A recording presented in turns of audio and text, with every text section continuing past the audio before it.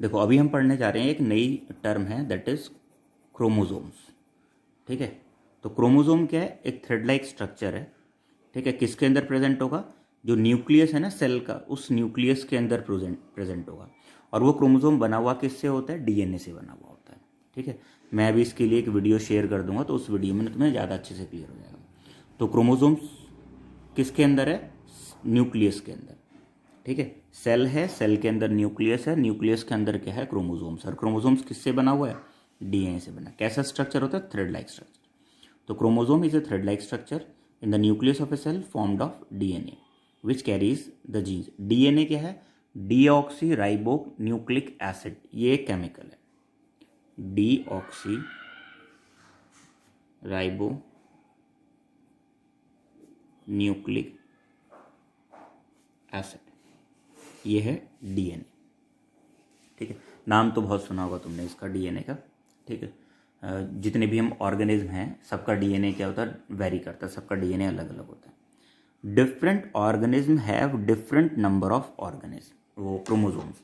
अलग अलग ऑर्गेनिज्म में अलग अलग नंबर ऑफ क्रोमोसोम्स होते हैं। जैसे हम हैं, हमारे अंदर 23 पेयर ऑफ क्रोमोसोम्स होते हैं ह्यूमन बींग्स में। जितने भी ह्यूमन बींग्स हैं सब में 23 पेयर ऑफ क्रोमोसोम्स होंगे। लेकिन अगर कोई और एनिमल है, कोई और स्पीसीज है, तो उसमें क्या होगा? नंबर ऑफ क्रोमोसोम्स कम ज़्यादा हो सकते हैं। ठीक है, 23 पेयर ऑफ क्रोमोसोम्स यानी कि 46 क्रोमोसोम प्रेजेंट है हमारे अंदर। ठीक, अब क्रोमोसोम से थोड़ा सा और अंदर चलते हैं तो आता है जीन। जीन क्या एक सेक्शन है किसका? डीएनए का। जो डीएनए है उसका एक पार्ट क्या कहलाता है? जीन कहलाता है। तो gene is a unit of DNA on a chromosome. ठीक है, विच गवर्न। अब डीए, इसका जीन का काम क्या होता है? एक्चुअल में क्या होता है? एक पर्टिकुलर जीन जो है ना, किसी एक प्रोटीन के सिंथेसिस के लिए रेस्पॉन्सिबल होता है। एक जीन के अंदर ना वो इंफॉर्मेशन होती है जो किसी प्रोटीन को सिंथेसाइज करती है। Which govern the synthesis of one protein that control a specific character of an organism. किसी भी ऑर्गेनिज्म के किसी एक कैरेक्टर को कंट्रोल करने के लिए जो जरूरत होती है, वो जरूरत होती है प्रोटीन की। और वो प्रोटीन की इंफॉर्मेशन कौन कैरी करता है? जीन कैरी करता है।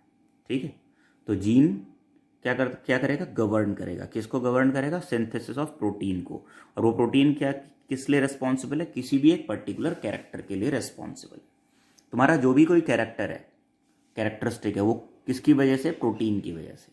और उस प्रोटीन के सिंथेसिस के लिए इंफॉर्मेशन किसके अंदर है? जीन्स के अंदर। Genes are actual unit of heredity. तो इसका मतलब ये होगा कि एक्चुअल में जो कैरेक्टर ट्रांसफर हो रहे हैं वो किसके थ्रू हो रहे हैं? जीन्स के। तो अगर जीन ट्रांसफर होंगे तो ही कैरेक्टर्स ट्रांसफर होंगे। Genes are actual unit of heredity which transfer characters from parent to their offspring.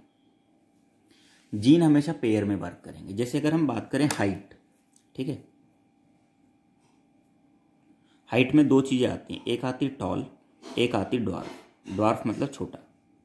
तो इसके लिए ना हम टॉल के लिए कैपिटल टी यूज़ कर लेते हैं और ड्वार्फ के लिए स्मॉल टी। ठीक है, तो देखो जीन्स वर्क इन पेयर। ठीक है, अब अगर कैपिटल टी और स्मॉल टी है ना तो भी वो टॉल ही होगा। ठीक है, अगर दोनों स्मॉल टी हैं तभी वो ड्वार्फ होगा। यानी कि हमने रिप्रेजेंट किया है जो ड्वार्फ, जो लोग हैं, जो मतलब छोटे हैं, बौने हैं, जिनकी हाइट 4 फीट से कम है, उन्हें ड्वार्फ कहते हैं। जो ड्वार्फ हैं उनके अंदर जो हाइट के लिए रेस्पॉन्सिबल जीन्स है उसे हमने किससे रिप्रेजेंट किया है? स्मॉल लेटर से। हमने देख लिया किस तरह का होता है, उसे हमने स्मॉल टी से रिप्रेजेंट कर दिया। और जो लंबे लोग हैं, टॉल लोग हैं, ठीक है, जिनकी हाइट 4 फीट से ज़्यादा है, उनके अंदर जो हाइट के लिए रेस्पॉन्सिबल जीन है उसे हमने रिप्रेजेंट किया कैपिटल टी से। कुछ ऐसे लोग भी हैं जिन जो टॉल हैं लेकिन उनके अंदर कैपिटल भी है और स्मॉल भी है, क्योंकि पेयर है ना, जोड़ा है। तो देखो जो कैपिटल टी है और स्मॉल टी है लेकिन इफेक्ट कैपिटल टी का दिख रहा है, तो इसे हम डोमिनेंट जीन कहते हैं। जो कैपिटल टी दिख रहा है ना, इसे हम क्या कहेंगे? डोमिनेंट।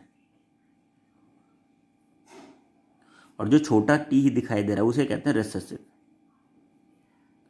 क्योंकि दोनों की प्रेजेंस में किसका असर दिखाई दे रहा है? कैपिटल टी का असर दिखाई दे रहा है। जैसे एक एग्जांपल ले लेते हैं, मान लो, ठीक है, भाई इसमें बुरा मानने वाली बात नहीं है, मैं अपनी ही बात कर रहा हूँ। जैसे मान लो रखते हैं कि तुम्हारे पेरेंट्स से तुमने ना परमिशन ली कि मुझे ना पिकनिक पे जाना है। अब मदर ने कह दिया चले जाओ, और फादर ने कह दिया नहीं जाना है, लेकिन तुम फिर भी चले गए पिकनिक पे। तो मदर क्या हो गई? डोमिनेंट हो गई, ठीक है। या फिर ऐसा हुआ कि तुमने पापा से पूछा पापा पिकनिक पे जाना, पापा ने कहा चले जाओ, ठीक है। मदर ने कहा कैसे जाएगा, हम भी देख लेते हैं। अब नहीं गए ना, ठीक है, इसका मतलब तुम पिकनिक नहीं गए, तो इस बार भी डोमिनेंट कौन है, मदर डोमिनेंट है ना। तो ये मतलब ऐसा नहीं है कि इतने हर जगह मदर ही डोमिनेंट होती है, लेकिन हाँ मोस्ट ऑफ द केसेस में ऐसा ही होता है, वरना फिर रोटी नहीं मिलेगी ना, रोटी का इश्यू है भैया। पापा को भी नहीं मिलेगी, तुम्हें भी नहीं मिलेगी, हमें भी नहीं मिलेगी, ठीक है। तो ये वैसे भी मदर की बात तो माननी चाहिए। तो यहाँ डोमिनेंट समझ में आया। अब देखो दोनों थे, मदर भी थे फादर भी थे, लेकिन किसकी बात मानी जा रही, मदर की बात मानी जा रही, तो मदर इज डोमिनेंट। अब यहाँ कैपिटल टी भी है, स्मॉल टी भी है, लेकिन कैरेक्टर किसका दिखाई दे रहा है, कैपिटल टी का, तो कैपिटल टी क्या होगा, dominant. Gene are represented by letters, letter से रिप्रेजेंट किए जाएंगे। अब सीक्वेंस क्या है, सबसे छोटी चीज़ है डीएनए। डीएनए किस पे प्रेजेंट होते हैं, सॉरी सबसे छोटी चीज़ क्या, जीन्स। जीन्स किससे प्रेजेंट होता है, डीएनए।